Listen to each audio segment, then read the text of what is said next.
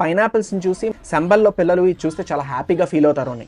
మన పురాణాల ప్రకారం ప్రపంచం మొత్తం క్షామం అంటే ఫెమైన్ తో ఉన్న శంబల్లో అన్ని ఉండాలి. అక్కడ కరువు కాటకాలు మొదలయ్యాయి అంటే యుగాంతం మొదలైనట్టే అని ఒక ప్రాఫెసీ ఉంది.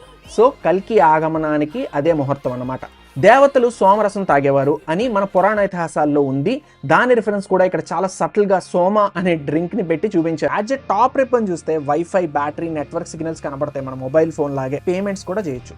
ఈ అక్క తమ్ముళ్ళని కల్కి టీజర్ రిఫరెన్స్ లో ఇక్కడ చూపించారు అని అనిపించింది. ఇప్పుడు యానిమేటెడ్ సిరీస్ లో వాళ్ళ అక్క ప్రాబ్లమ్స్ లో ఉంటే హోలోగ్రామ్ జనరేటర్ ని తయారు చేసి దొంగతనాలు చేస్తున్నాడు అన్నట్టు అనిపించింది. అశ్వత్థామకి కలియుగంలో జ్ఞానం అని అందుతుంది అన్నట్టు టీజర్ లో చూపించారు. ఇప్పటి వరకు మనం చూసిన ఈ యానిమేషన్ సిరీస్ ప్రకారం ఆ జ్ఞానమని ఇగో ఇక్కడ ఇదే అని నాకు అనిపించింది. అయితే ఆ స్టోన్ గురించి బుజ్జి ఏం మాట్లాడదు. వెహికల్స్ బిల్డింగ్ కోసం ఏ ఐటమ్స్ ఇంపార్టెంటో డిసైడ్ చేసి చెప్పిన బుజ్జి ఈ స్టోన్ ని ఐడెంటిఫై చేయలేదేమో.